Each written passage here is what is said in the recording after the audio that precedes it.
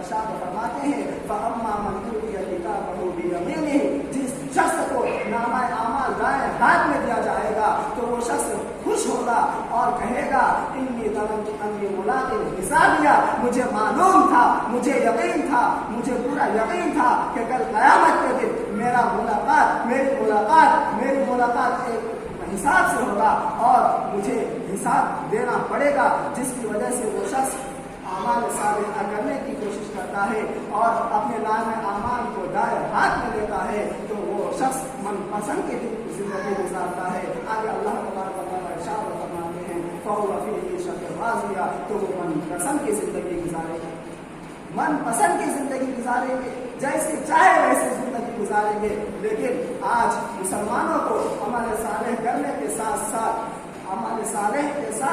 ایک دوسرے کو اس کی ترغیب دینے کی بھی ضرورت ہے، جیسا کہ اللہ تبارک و تعالیٰ سورہ عصر کے اندر ارشاد فرماتے ہیں وَالْعَصْرِ إِنَّ الْإِنسَانَ لَفِي خُسْرٍ إِلَّا الَّذِينَ آمَنُوا وَعَمِلُوا الصَّالِحَاتِ وَتَوَاصَوْا بِالْحَقِّ وَتَوَاصَوْا بِالصَّبْرِ، بلکہ ایمان والوں کے لیے اتنا ہی کافی نہیں ہے، اتنا ہی بس نہیں ہے کہ وہ ایمان لے آئے اور اپنے ایمان پر مطمئن ہو جائے، بلکہ ایمان کے ساتھ ساتھ اللہ تبارک و تعالیٰ نے جہاں کہیں بھی ارشاد فرمایا الا الذین آمنوا، تو وہاں پر آمنو کے ساتھ وعملوا الصالحات کا بھی ذکر کیا، جس سے یہ معلوم ہوتا ہے کہ ایمان کے ساتھ ساتھ اعمال صالح کرنے کی بھی ضرورت ہے۔ آج ہم ایمان لے آتے ہیں اور اس پر مطمئن ہو جاتے ہیں کہ ہمارا ٹھکانہ تو جنت نہیں ہوگا،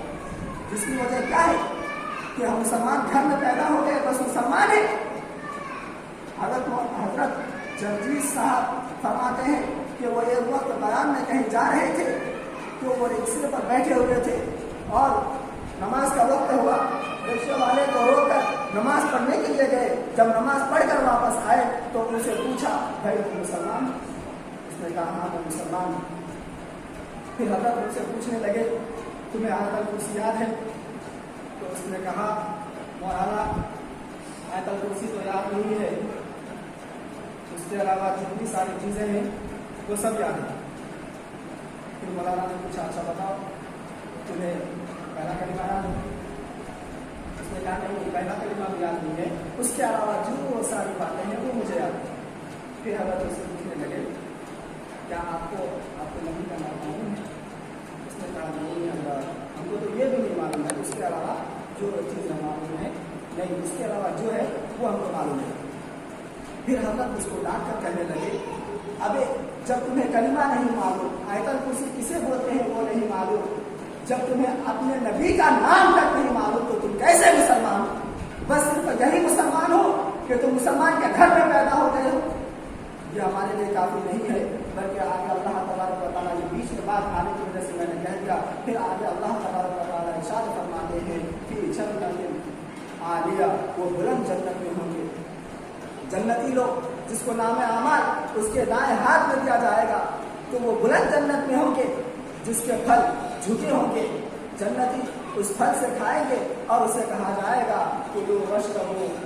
کھاؤ اور پیو، تم جو چاہتے ہو کرو، جنت میں رہ کر اپنے پھل کو کھاؤ اور اپنے من پسند کی زندگی گزارو۔ اور آگے اللہ تبارک و تعالیٰ اسی صورت میں آگے ارشاد فرماتے ہیں فَأَمَّا مَنْ أُوتِيَ كِتَابَهُ بِشِمَالِهِ، بہرحال جس شخص کو اس کا نام اعمال اس کے بائیں ہاتھ میں دیا جائے تو وہ کیا کہے گا یا لیتنی لم أُوتِیَ کتابیہ، اے کاش مجھے نام اعمال ہی نہیں ملا۔ نام اعمال قیامت کے دن ہر کسی کو دیا جائے گا، لیکن وہ کہے گا کہ اے کاش مجھے نام اعمال ہی نہیں دیا جاتا، اور وہ کہے گا مجھے معلوم نہیں تھا کہ یہ حساب کتاب کیا ہے۔ وہ اللہ تبارک و تعالیٰ سے چیخ چیخ کر کہے گا اے اللہ مجھے 1,000,000 دنیا میں بھیج دیجیے، میں جا کر اللہ کی عبادت صرف آپ ہی کی عبادت کروں گا، اس کے علاوہ کسی کی عبادت نہیں کروں گا۔ لیکن وہاں تو محنت دینے کی کسی کو ایک سیکنڈ کا بھی ایک وقت کی بھی ضرورت نہیں دی جائے گی، بلکہ اللہ تبارک و تعالیٰ جب موت آتی ہے تو اس وقت بھی کسی کو نہ ایک سیکنڈ آگے آتی ہے اور نہ پیچھے آتی ہے، بلکہ موت کے وقت ہی آتی ہے اور اس کو لے کر چلے جاتی ہے۔ اس وقت کہاں اسے کسی چیز کی ضرورت ہوتی ہے۔ اور آج اللہ تبارک و تعالیٰ کا ہم پر احسان و کرم ہے کہ اللہ تبارک و تعالیٰ نے ہم لوگوں کو مسلمان بنایا ہے، تو اس کی وجہ یہ ہے کہ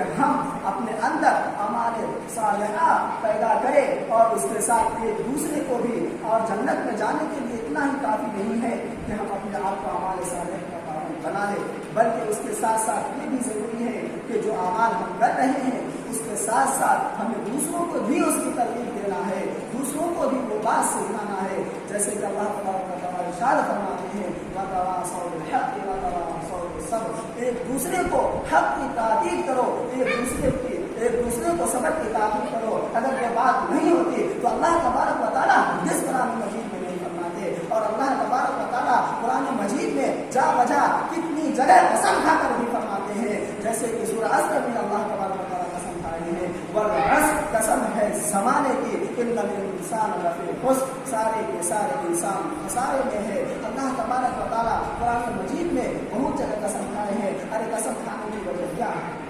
کیوں اللہ تبارک و تعالیٰ قسم کھاتے ہیں؟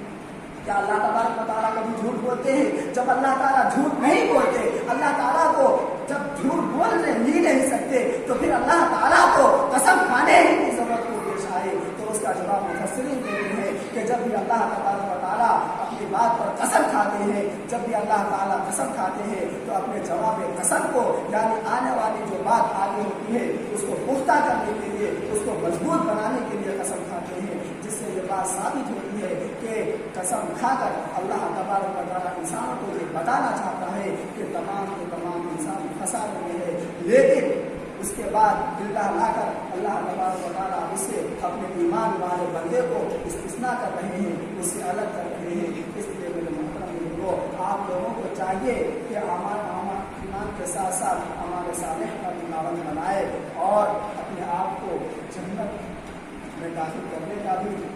ذریعہ بنائے، اور اعمال کے ساتھ ساتھ ایک دوسرے کو بھی اعمال کرنے کی ترغیب دے۔ اس کی وجہ سے اگر ہم ایسے اعمال کریں گے